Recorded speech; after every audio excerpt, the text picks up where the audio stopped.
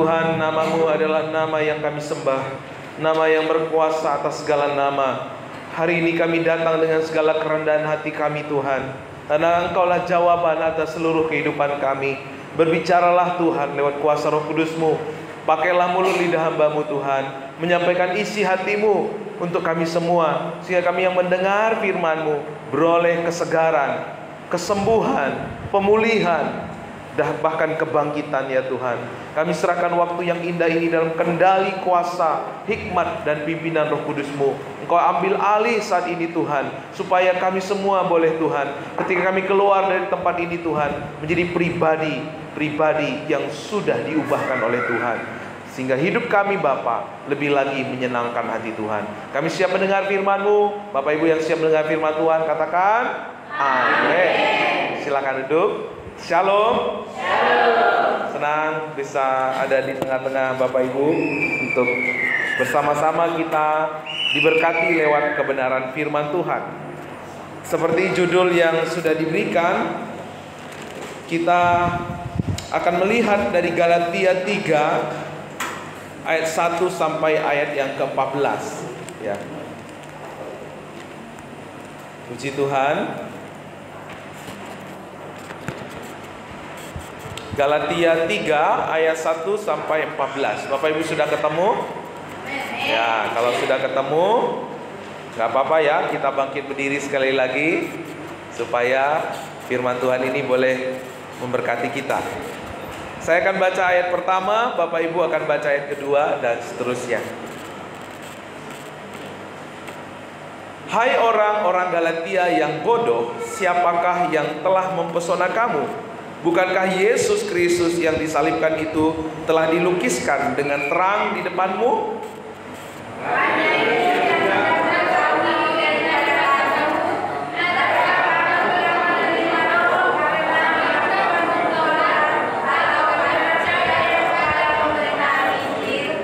Adakah kamu sebodoh itu? Kamu telah mulai dengan roh, maukah kamu sekarang mengakhirinya dalam daging?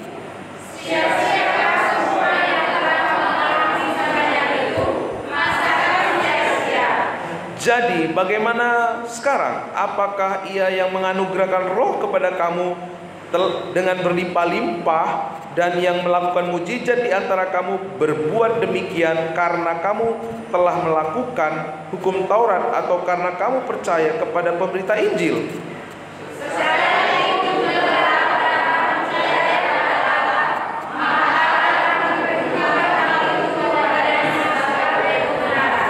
Jadi kamu lihat bahwa mereka yang hidup dari iman, mereka itulah anak-anak Abraham.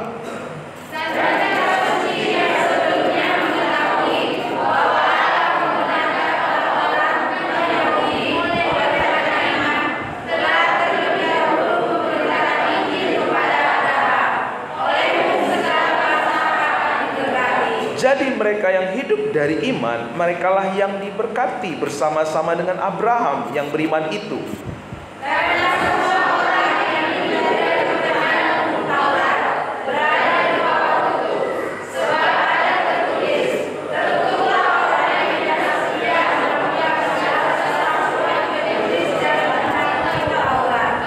Dan bahwa tidak ada orang yang dibenarkan di hadapan Allah karena melakukan hukum Taurat adalah jelas, karena orang yang benar akan hidup oleh iman.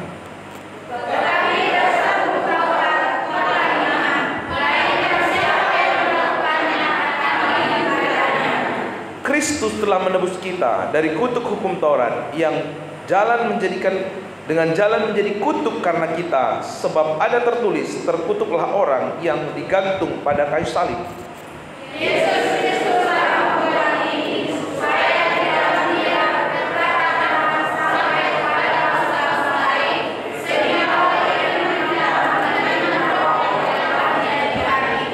Amin. Silahkan duduk. Ya, puji Tuhan.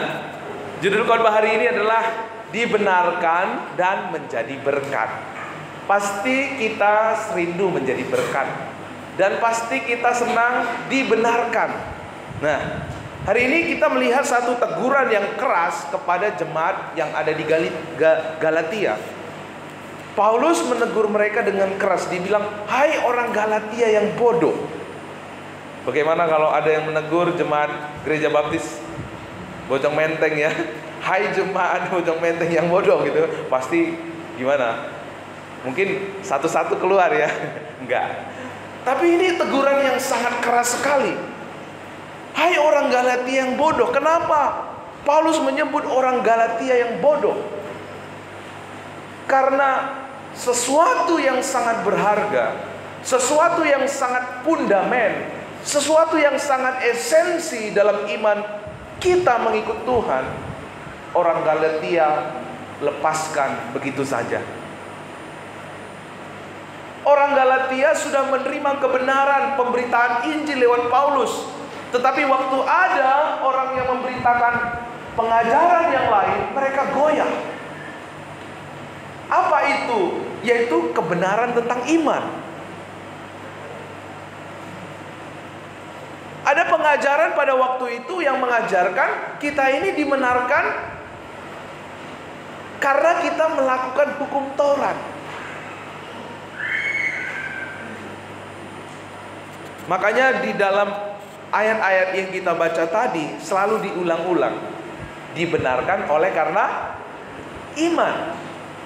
Orang percaya hidup karena iman. Nah, memang salah satu pekerjaan iblis dari dulu sampai sekarang ya adalah memalsukan kebenaran. Sama seperti pekerjaan orang memalsukan uang. Dari dulu sampai sekarang selalu ada. Betul ya?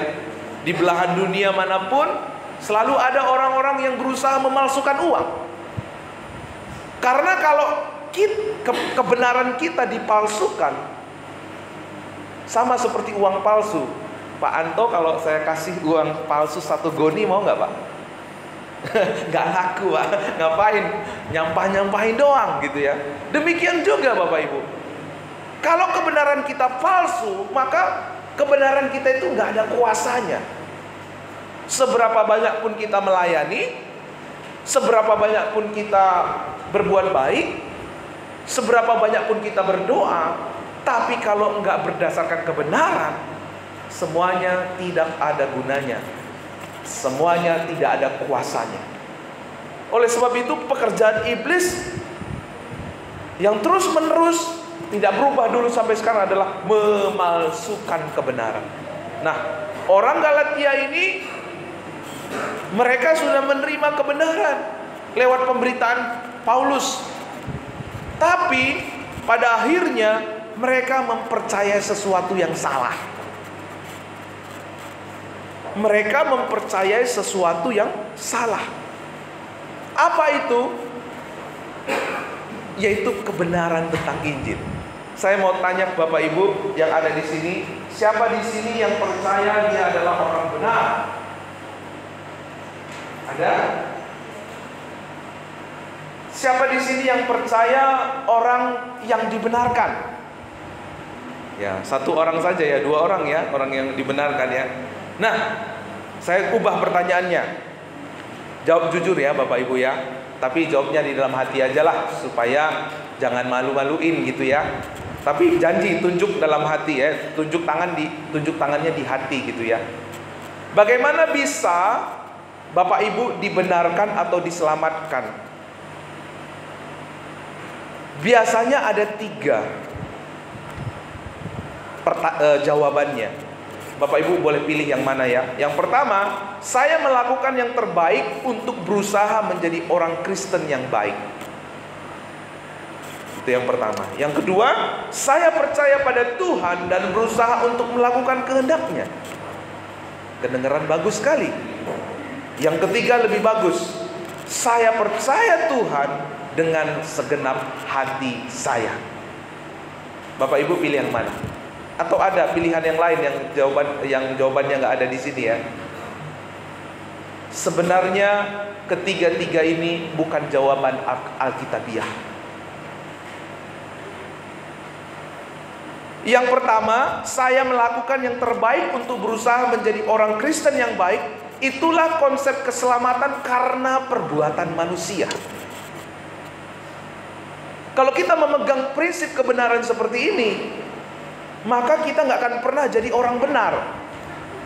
Kita nggak akan pernah diselamatkan.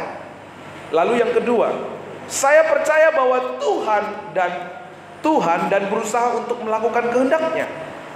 Kedengaran bagus sekali. Mungkin Bapak Ibu banyak yang pilih nomor 2. Tapi sebenarnya nomor 2 ini adalah konsep keselamatan oleh iman plus perbuatan. Kita pikir kita bisa menolong Tuhan untuk bisa menyelamatkan kita. Kita pikir Tuhan itu butuh bantuan kita, yaitu usaha kita untuk supaya kita diselamatkan. Konsep keselamatan ini adalah oleh iman plus perbuatan. Pada waktu Bapak Ibu berdoa sama Tuhan, iblis ingatkan,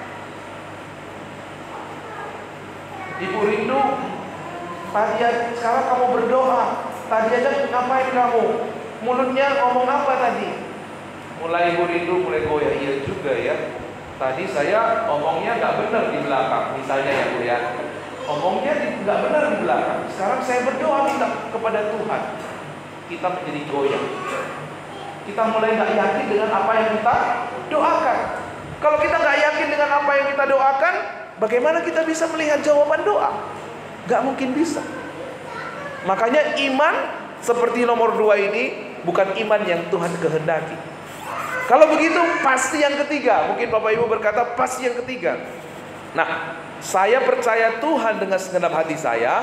Ini adalah konsep keselamatan oleh iman sebagai sebuah usaha. Ini juga tidak sesuai dengan kebenaran firman Tuhan. Karena penekanannya pada saya, karena penekanannya pada usaha saya, kita sedang bertransaksi dengan Tuhan. Bisa nggak kita bertransaksi dengan Tuhan? Kita sedang berjual beli dengan Tuhan. Kita akan selalu menjadi orang yang menuntut Tuhan. Tuhan, saya sudah banyak beribadah kepada Engkau. Tuhan, saya sudah memberikan perpuluhan. Saya sudah melayani Tuhan. Kenapa Tuhan nggak jawab doa saya? Kita akan menjadi orang yang menuntut Tuhan. Makanya yang ketiga pun bukan jawaban yang sesuai dengan kebenaran firman Tuhan. Keselamatan itu murni kasih karunia dari Tuhan. Keselamatan itu murni kasih karunia yang kita terima dengan iman. Bagaimana kita mengetahui bahwa kita sudah memiliki keselamatan? Ya, waktu kita sudah menerima kasih karunia dari Tuhan. Makanya seorang tokoh pendeta besar, ya, Bill Graham namanya, berkata seperti ini. Saya tidak masuk ke surga karena berkhotbah kepada banyak orang atau mencoba menjalani kehidupan Kristen yang baik. Saya akan masuk surga hanya karena satu alasan.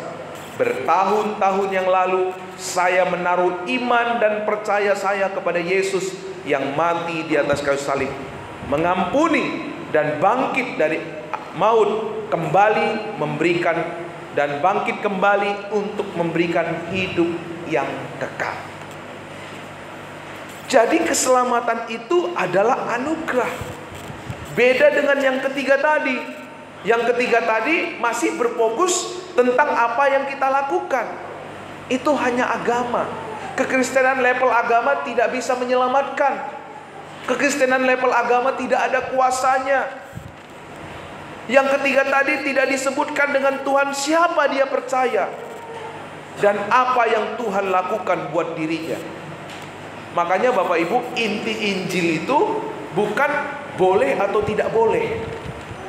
Bukan tentang apa yang boleh dan apa yang tidak boleh, tetapi apa yang telah diselesaikan oleh Tuhan Yesus di atas kayu salib. Kepadanya lah kita menyandarkan hidup kita. Kepadanya lah kita percayakan hidup kita. Kita taruh iman kita kepada Kristus yang sudah menyelesaikan apa yang tidak pernah kita selesaikan. Kita taruh iman kita kepada Kristus yang telah menjadikan apa yang tidak pernah kita bisa jadikan. Jadi keselamatan itu nggak pernah bisa kita peroleh dengan usaha kita. Keselamatan itu tidak pernah kita bisa peroleh dengan amal perbuatan baik kita. Makanya disebut apa? Kasih karunia, dianugerahkan kepada kita.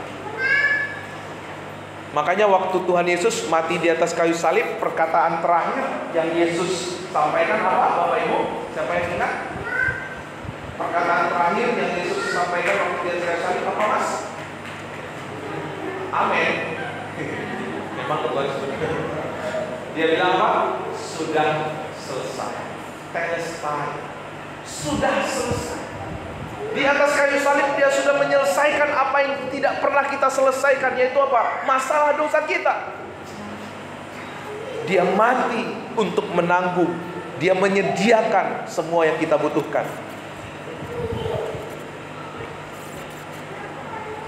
Ya, jadi Bapak Ibu, keselamatan itu apa? Bapak Ibu, murni anugerah. Murni kasih karunia. Wah, Pak, kalau saya nggak percaya Yesus, emang saya diselamatkan? Bapak Ibu bisa percaya Yesus pun itu karena siapa? Karena Tuhan yang mengaruniakan. Betul? Yang mengerti bilang amin. Ini penting. Kalau kita miss di sini, maka kekristenan kita nggak ada kuasa. Itu sebabnya Bapak Ibu, apa yang dijudulkan hari ini itu penting sekali. Kenapa banyak orang Kristen hidupnya nggak berubah? 30 tahun, 50 tahun jadi orang Kristen, hidupnya nggak berubah. Kenapa? Karena miss di sini. Dia sedang menghidupi kekristenannya itu selevel agama. Dia tidak pernah mengerti iman yang sesungguhnya itu seperti apa. Makanya hidupnya nggak pernah berubah. Kekristenan yang sesungguhnya adalah kita mengerti bahwa keselamatan itu adalah kasih karunia, dianugerahkan, pemberian Tuhan. Makanya selalu disebut kalau kita lahiran itu ada anak kecil tadi itu disebut apa? Dikaruniakan Tuhan. Betul ya? Napas ini adalah anugerah. Bapak Ibu nggak pernah bisa ciptakan napas kan? Nggak pernah kan? Makanya disebut anugerah, pemberian Tuhan. Keselamatan itu juga adalah apa? Pemberian Tuhan, dianugerahkan. Di dalam Yohanes 6 ayat 44 dikatakan, tidak seorang pun yang dapat datang kepada Bapa jikalau ia tidak ditarik oleh Bapa yang mengutus aku, dan ia akan kubangkitkan pada akhir zaman. Kalau Tuhan tidak memberikan kita hati yang percaya, kalau Tuhan tidak menarik kita nggak mungkin bisa percaya kepada Tuhan. Sama seperti HP ini Bapak Ibu. HP ini bisa berfungsi tanpa sinyal nggak? Nggak bisa berfungsi dengan baik. Kenapa? Nggak ada sinyal. Tapi HP ini pun bisa menangkap sinyal. Kenapa? Karena penciptanya menciptakan server di HP ini untuk menangkap sinyal. Begitu juga Bapak Ibu, kenapa kita bisa percaya kepada Yesus? Kenapa kita bisa beriman? Karena Tuhan menciptakan satu server dalam diri kita untuk kita bisa beriman kepada Tuhan. Jadi kenapa penting kita mengerti konsep bahwa kita dibenarkan karena iman? Supaya kita tidak ada kekuatan untuk bermegah. Makanya dikatakan dalam Efesus 2 ayat 89, sebab oleh karena kasih karunia kamu diselamatkan. Itu bukan hasil usahamu, itu adalah pemberian Allah. Jangan ada orang yang memegahkan diri. Karena kalau keselamatan itu masih berdasarkan perbuatan, ada kaitannya dengan perbuatan usaha kita masih punya tempat untuk bermegah. Kita masih punya tempat berpijak untuk berdiri berbangga atas perbuatan kita. Apa akibatnya? Akibatnya waktu kita lebih diberkati, lebih dipakai sama Tuhan, kita akan menjadi tinggi hati, kita akan menjadi sombong. Melihat orang yang tidak sebaik kita akan menghakimi mereka. Lalu melihat orang yang lebih baik dari kita akan menjadi minder, rendah diri. Lalu kita membangun kemunafikan. Sama saja, maju mundur kena, kiri kanan oke. Kita akan selalu menjadi orang-orang yang dikuasai oleh dosa. Kita nggak mungkin bisa melihat kuasa Tuhan yang membangkitkan kita.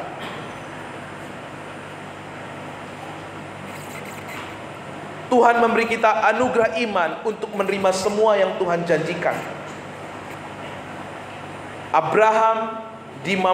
Abraham pun bisa percaya kepada Tuhan bukan karena semata-mata dari dirinya.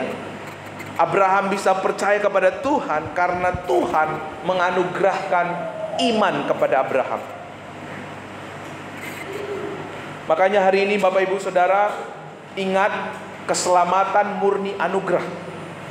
Keselamatan yang ada kaitannya dengan perbuatan itu tidak sesuai dengan kebenaran firman Tuhan. Kalau misalnya keselamatan ada kaitannya dengan perbuatan, kira-kira Abraham diselamatkan nggak?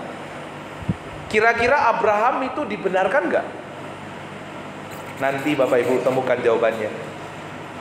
Tapi sekali lagi saya mau tekankan ya, kita dibenarkan, kita diselamatkan hanya oleh anugerah saja.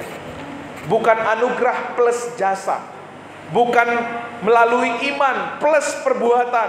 Bukan dalam Kristus plus saya. Bukan menurut kitab suci plus tradisi. Karena kalau keselamatan itu masih ada kaitannya dengan diri kita, maka kita sering sekali mencuri kemuliaan Tuhan. Kita sering sekali menjadi orang yang bermegah, berbangga atas perbuatan kita.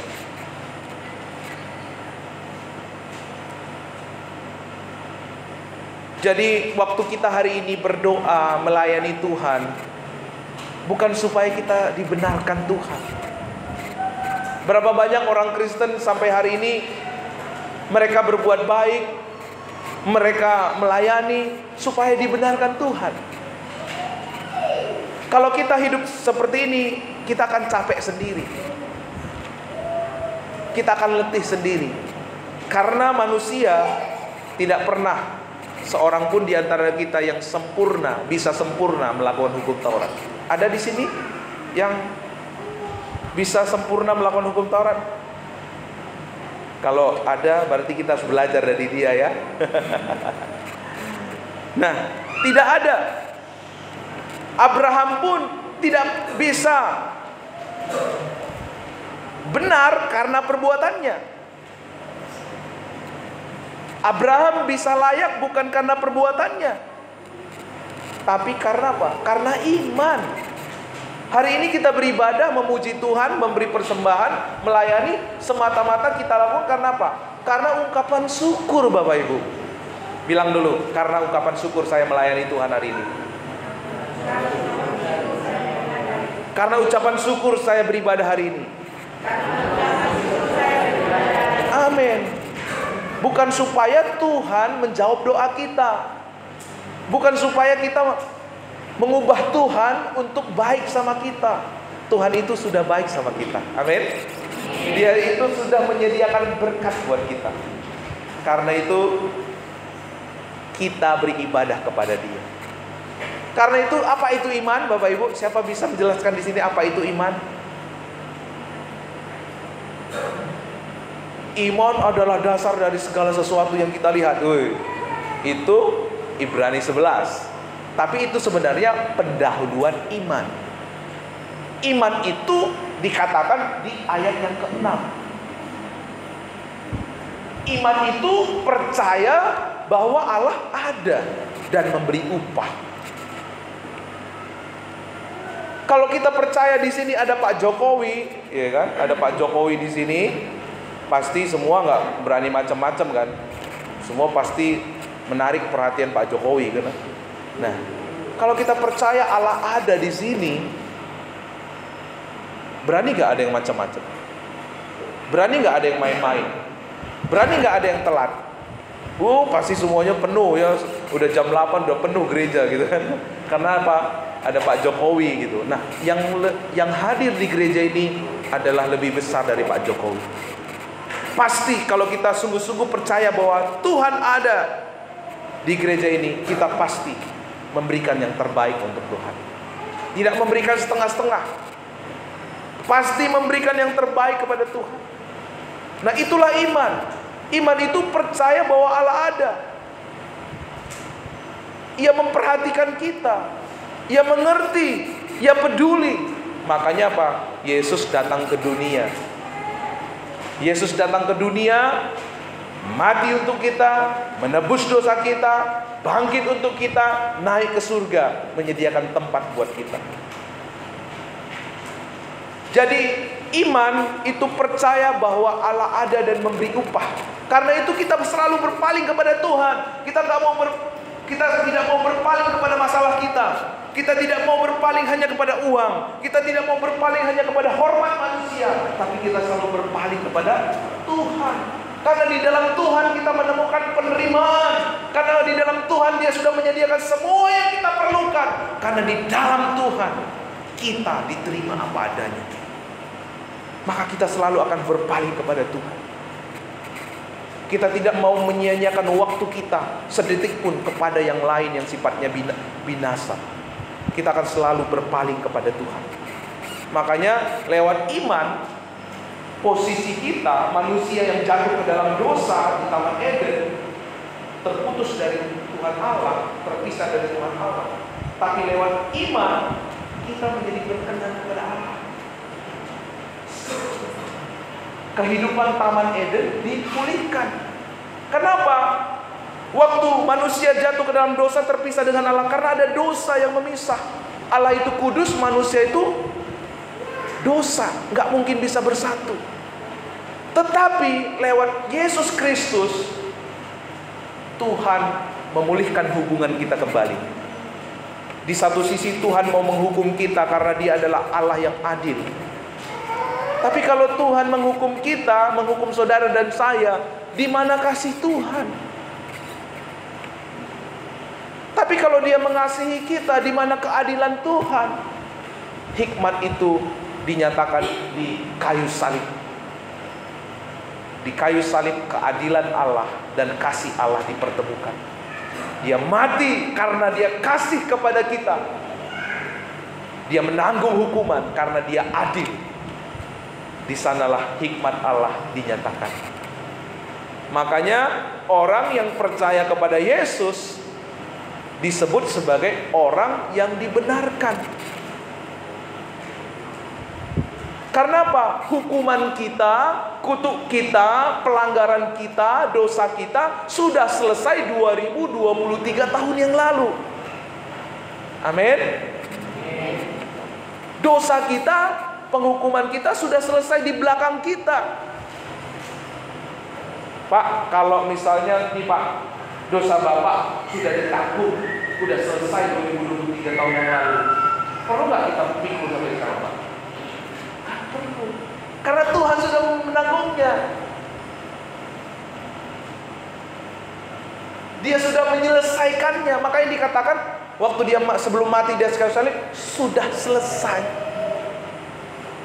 Persoalan terbesar kita sudah Dia selesaikan di atas kayu salib. Maka hari ini kita yang ada di dalam Yesus adalah orang yang benar. Karena apa? Bukan karena perbuatan kita. Karena kalau karena perbuatan kita, kita akan sombong, kita akan angkuh, kita akan jadi tinggi hati. Tapi karena perbuatan siapa Bapak Ibu? Halo? Karena perbuatan siapa? Perbuatan Tuhan. Tepuk samping kiri kanannya, agak keras dikit. Kamu dibenarkan karena Yesus ya. Jangan melamun gitu. Kalau saudara tahu saudara adalah orang yang dibenarkan karena Tuhan, pasti mukamu berseri-seri. Amin. Coba lihat dulu muka saudaranya, muka temannya berseri-seri enggak? Iya, lihat matanya berseri-seri enggak? Muka kita akan berseri-seri. Kenapa? Kita dibenarkan dengan cuma-cuma. Kalau kita dibenarkan, kita perlu masih menanggung hukuman enggak? Kita tidak lagi ada di bawah hukuman. Yang ada apa? Yang ada adalah berkat, damai sejahtera. Yang ada adalah sukacita. Yang ada adalah kemenangan. Pasti berseri-seri, pasti senyum-senyum. Tapi jangan pulang dari sini senyum-senyum sendiri ya. Nanti dikira apa gitu ya. Ini pendeta yang ngajar apa gitu ya. Kok jadi senyum-senyum sendiri gitu. Saudara akan bersukacita. Waktu saudara menjadi orang yang bersuka cita, percaya bahwa Allah sudah menyediakan segala sesuatu buat saudara, Allah yang sudah menjamin hidup saudara, itu yang sudah percayai. Firman Tuhan bilang apa? Terjadilah seperti imanmu. Makanya Tuhan bilang, bukan kamu yang mengejar berkat, aku yang memerintahkan berkat-berkat turun atas keluargamu, turun atas pekerjaanmu, turun atas gerejamu. Amin. Wow, luar biasa. Sudah berapa lama saudara jadi orang Kristen? Apakah selama ini kita hanya hidup sebagai orang yang mencoba merayu Tuhan, menyogok Tuhan dengan ibadah kita? Makanya kekristenan seperti ini gak ada kuasanya. Kalau saudara mau melihat gereja ini maju, kekristenan yang saudara hidupi saat ini menjadi kehidupan kekristenan yang bermultiplikasi, saudara harus menemukan dasar kebenaran ini. Kalau saudara mau, bukan saudara yang mengejar berkat, tapi berkat yang datang kepada saudara, saudara harus mengerti iman yang sesungguhnya itu apa. Karena waktu kita mengerti iman yang sesungguhnya, janji Tuhan ya dan amin. Bukan kamu yang mengejar berkat, tapi aku yang mengutus berkat-berkat turun ke atasmu. Coba kalau kebenaran berdasarkan perbuatan kita. Perbuatan kita itu sifatnya apa? Berubah-ubah. Waktu kita rajin, kita merasa pengen sama Tuhan. Tapi persoalannya tidak selamanya kita bisa taat firman kan? Waktu kita nggak taat firman, waktu kita berdoa melayani Tuhan, Tuhan melayani, Tuhan berkati nggak pelayanan saya ya? Tuhan jawab nggak doa saya? Kalau doa kita aja ragu, bagaimana kita bisa melihat jawaban doa? Tapi waktu saudara berdiri atas kebenaran Kristus, perbuatannya sekali, tetap untuk selama-lamanya, maka saudara akan berdiri dengan tegak. Waktu iblis mendakwa saudara, Pak Anto, kamu gak layak sama Tuhan. Kamu gak layak di hadapan Tuhan. Tadi aja kamu mau waktu di jalan naik motor, ada ngomong apa kamu ini? Pak Anto bisa berkata, iblis, aku berdiri bukan di atas kebenaran. Aku berdiri di atas kebenaran Tuhanku.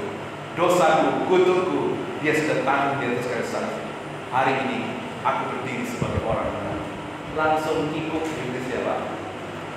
Bapak teguh berdiri, melayani Tuhan, berdoa dengan penuh keyakinan. Waktu saudara berdoa dengan penuh keyakinan, firman Tuhan berkata apa? Terjadilah seperti imanmu. Apa yang kita percaya itulah yang terjadi atas hidup kita. Karena itu hari ini saudara pegang teguh kebenaran ini. Kita dibenarkan karena perbuatan Kristus. Saya kasih tunjuk.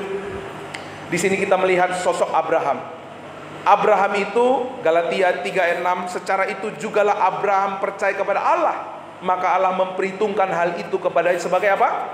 Kebenaran. Abraham itu dibenarkan bukan karena apa? Berbuat, Bapak Ibu. Kalau Abraham itu dibenarkan karena perbuatan, Abraham itu nggak benar. Kenapa? Tuhan bilang, Abraham, kamu aku putus ya ke tanah Kanaan ya. Apa yang terjadi Bapak Ibu? Dia santai-santai di Haran, coba. Taat nggak dia? Waktu terjadi kelaparan, Abraham berjalan bukannya ke tanah Kanaan, tapi dia pergi kemana? Ke Mesir. Di Mesir dia ketemu sama Raja Firaun. Dia takut, aduh istriku cantik, nanti kalau istriku diambil aku dibunuh gimana? Lalu dia ngaku sama Firaun, Firaun ini adik aku katanya. Dia berbohong, bukan hanya sekali, 2 kali dia berbohong. Jadi Abraham itu pembohong. Selanjutnya Tuhan sudah bilang, Abraham, nanti keturunanmu seperti pasir di laut, seperti bintang di langit. Tapi apa yang terjadi waktu Hagar gelisah, waktu Sarah gelisah, aduh kapan ini punya anak ini Bram, udah berapa usia nih Bram, belum juga punya anak sekarang Bram, udah ambil aja tuh Hagar budakku. Dia ikutin kata istrinya, dia ada di bawah ketiak istrinya, dia ambillah si Hagar. Jadi Abraham itu bukan seorang yang taat, dia pembohong. Dia seorang yang ngikutin kata istrinya daripada kata Tuhan. Sama seperti Bapak Ibu, kita sering gak taat ya. Kita sering dalam hidup kita itu mengecewakan Tuhan. Tapi ingat, hari ini saudara mendengar kabar baik. Kita dibenarkan karena perbuatan Tuhan, bukan karena perbuatan kita. Kalau misalnya Abraham itu dibenarkan karena hukum Taurat, hukum Taurat pada zaman Abraham belum ada, Pak. Belum ada. Ya. Zaman Abraham itu belum ada hukum Taurat.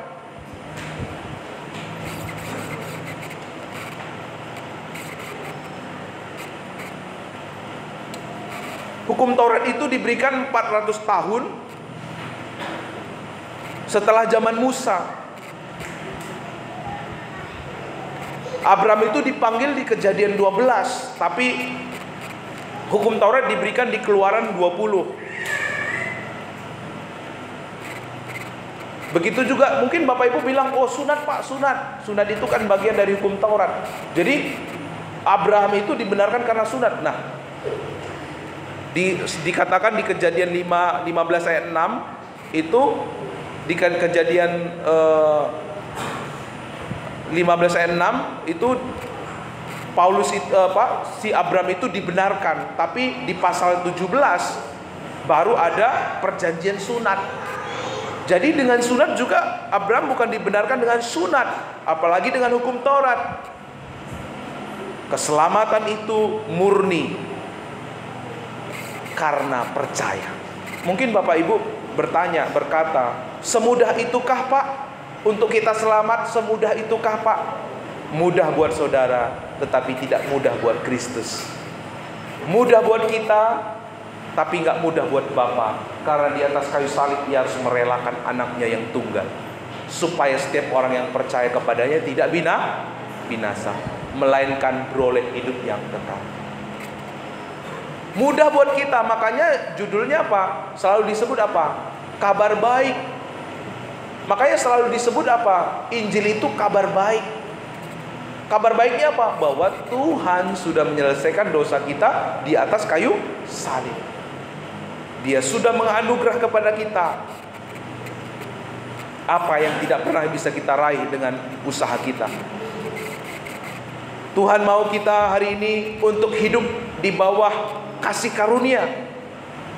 Kita akan menjadi orang Kristen yang penuh kuasa, menjadi orang Kristen yang melihat janji Tuhan, melihat berkat-berkat Tuhan mengalir atas hidup kita ketika kita memiliki iman yang benar di hadapan Tuhan.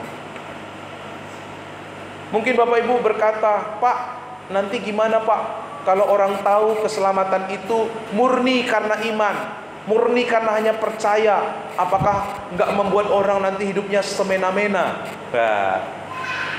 Mentang-mentang udah diselamatkan, dengan suka hati berjudi, berbohong, mencuri, malas-malasan. Yang penting kan kita udah diselamatkan Pak, gitu ya.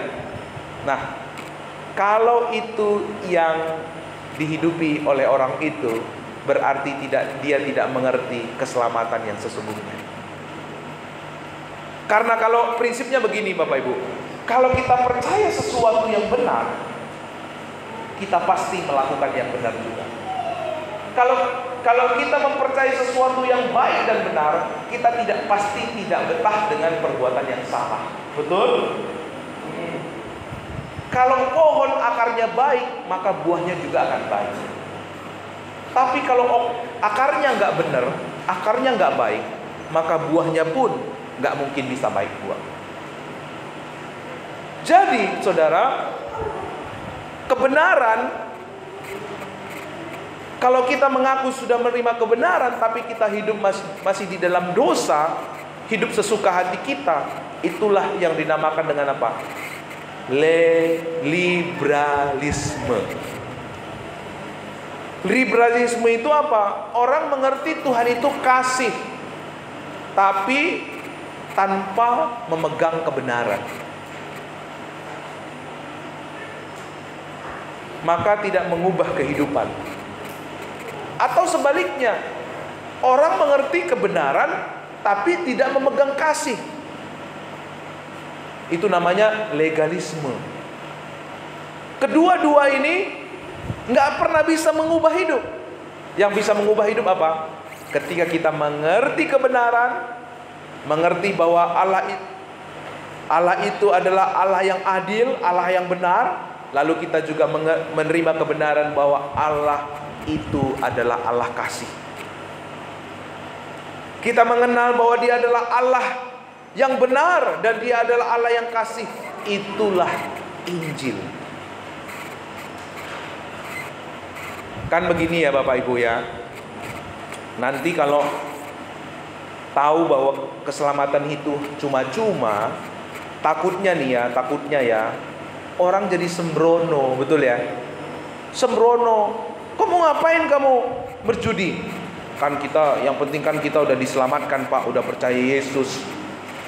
Nggak masalah lah. Yang penting kan kita udah selamatkan, ono ae gitu kan. Nanti orang jadi liar, jadi kurang ajar, mentang-mentang keselamatan itu oleh anugerah. Nah, jawabannya Bapak Ibu, Roma 4 ayat 21. Dengan penuh keyakinan bahwa Allah berkuasa untuk melaksanakan apa yang telah dijanjikan. Roma 5 ayat 17. Sebab jika oleh dosa satu orang maut telah berkuasa oleh satu orang itu, maka lebih benar lagi mereka yang telah menerima kelimpahan kasih karunia dan anugerah kebenaran akan hidup dan berkuasa oleh karena satu orang itu. Kalau kita menerima kasih karunia, kelimpahan kasih karunia, kita akan menjadi orang-orang yang hidup dan berkuasa.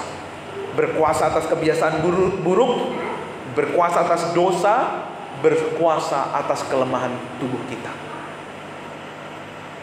Kita akan menang terhadap dosa-dosa yang mencoba membinasakan kita. Jadi jangan salah mengerti ya. Kita pasti ya ingat, iman itu akarnya, perbuatan itu adalah buahnya. Kalau kita mempercayai sesuatu yang baik dan benar, maka buahnya pun serupa dengan itu. Tapi kalau akarnya jahat, maka buahnya pun akan jahat. Kenapa orang bisa berpikir seperti itu? Menghidupi ya mentang-mentang kita udah diselamatkan, ya nggak apa-apalah kita malas-malas ke gereja, malas-malas melayani. Nah, kalau ada orang seperti itu, artinya apa? Dia belum mengalami kasih karunia di dalam Tuhan. Dia belum mengerti bahwa Allah itu adalah Allah yang benar dan Allah yang penuh kasih. Makanya subjeknya itu, yang selalu menjadi objeknya itu adalah dirinya sendiri. Semuanya tergantung sama dirinya. Nah, kalau seperti itu berarti suasana Taman Eden tadi belum dipulihkan. Apa dosa pertama yang manusia lakukan? Pak Anto mungkin tahu dosa pertama yang manusia lakukan apa? Bukan makan. Jauh sebelum manusia itu makan buah pohon larangan, jauh sebelum itu dia sudah jatuh dalam dosa. Dosa apa? Dosa mau seperti Tuhan.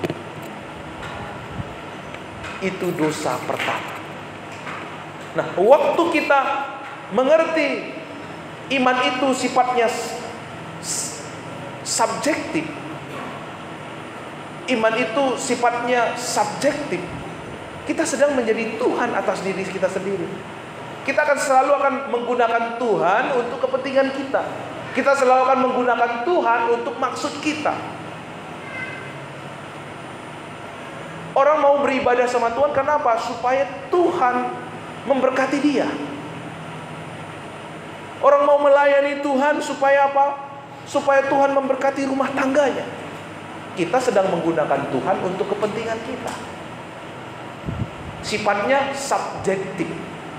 Tapi waktu kita mengerti bahwa kita ini sudah ditebus Tuhan, kita ini sudah dibenarkan Tuhan, kita bukan milik kita lagi.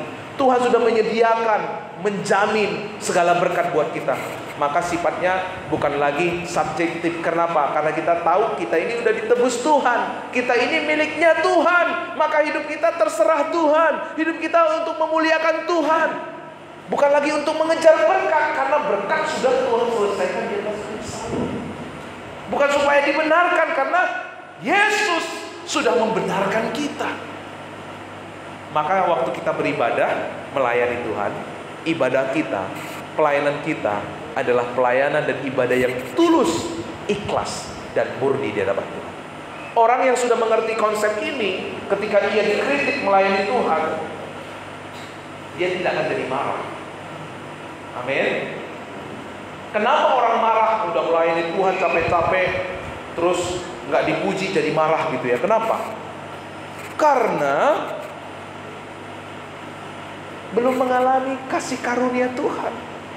Kalau saudara sudah mengerti kasih karunia Tuhan, mengalami kasih karunia Tuhan, saudara akan berkata,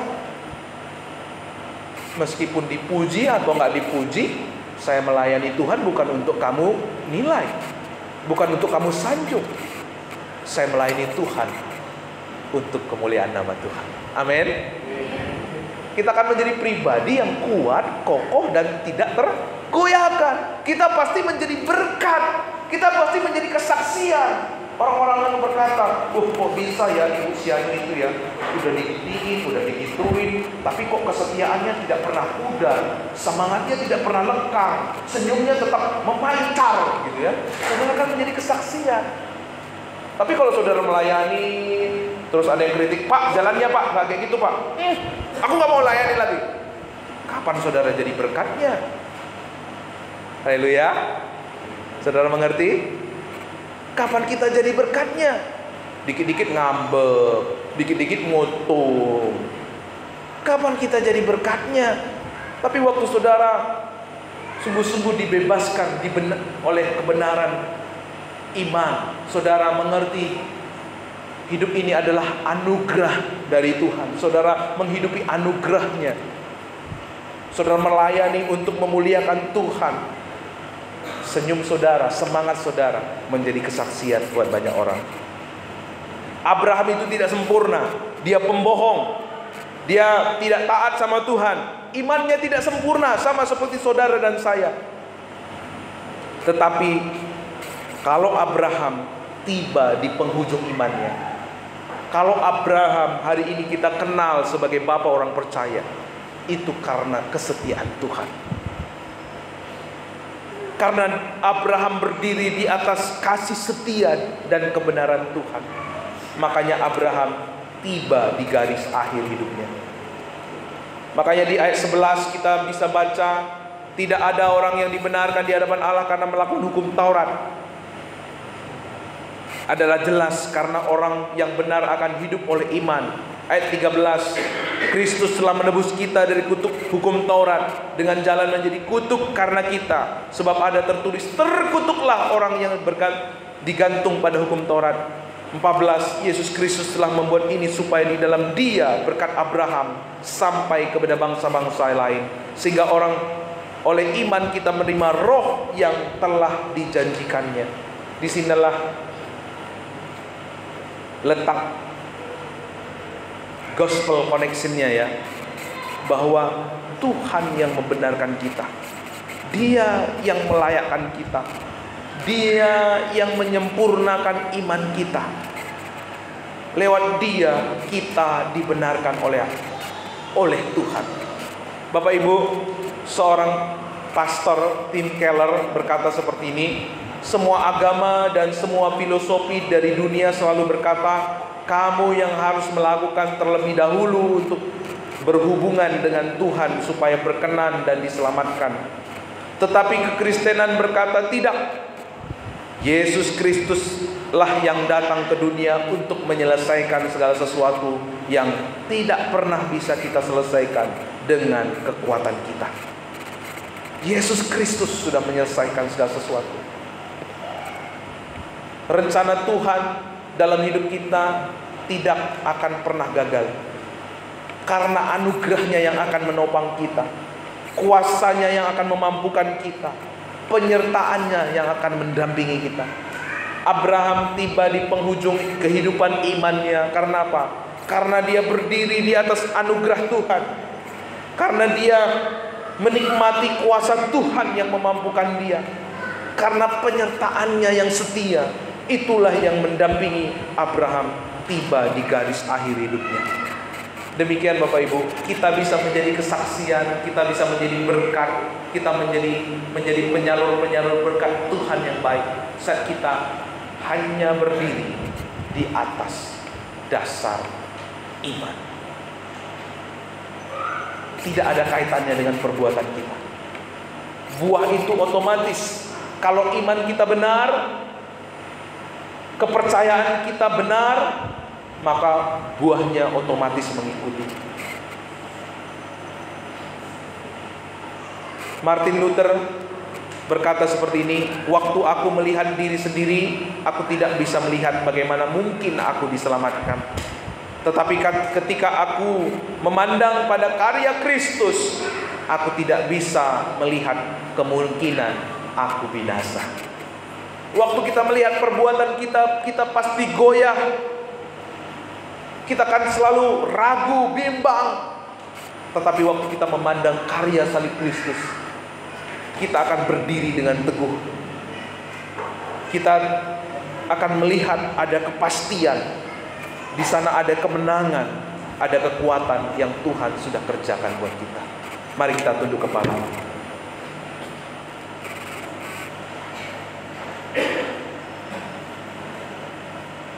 Mari biarkan Roh Kudus mengkoreksi hati kita masing-masing.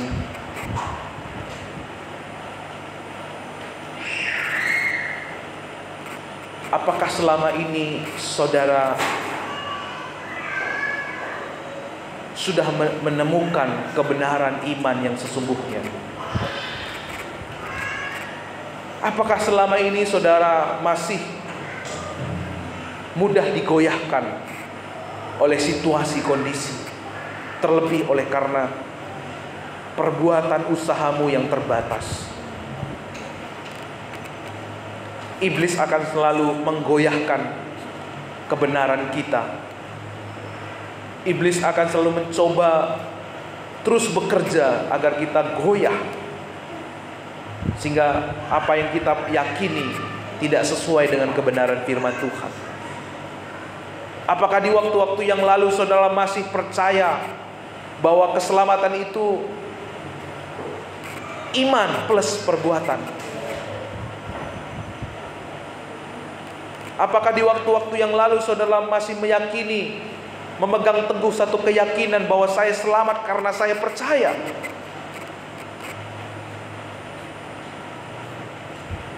Hari ini mari biarkan Roh Kudus mengkoreksi hati kita.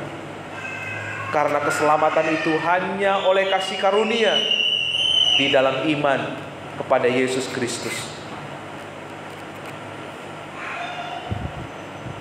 Kalau masih sulit buat saudara mempercaya bahwa keselamatan itu murni anugerah dari Tuhan, minta Roh Kudus untuk saat ini meneguhkan hati saudara, menguatkan hati saudara.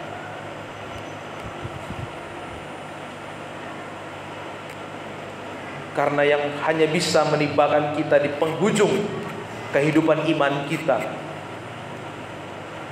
hanya ketika kita menaruh iman kepada Kristus yang telah menyelesaikan segala sesuatu, menyelesaikan apa yang kita tidak pernah bisa selesaikan, yaitu menyelesaikan persoalan dosa kita di atas kayu salib.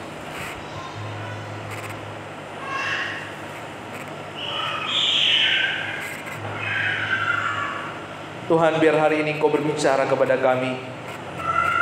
Tidak seorang pun anak-anak-Mu yang duduk di tempat ini keluar dengan hati yang sama. Biar kuasa Roh Kudus-Mu memateraikan firman-Mu yang sudah kami dengar, ya Tuhan. Kami hidup memiliki iman yang kuat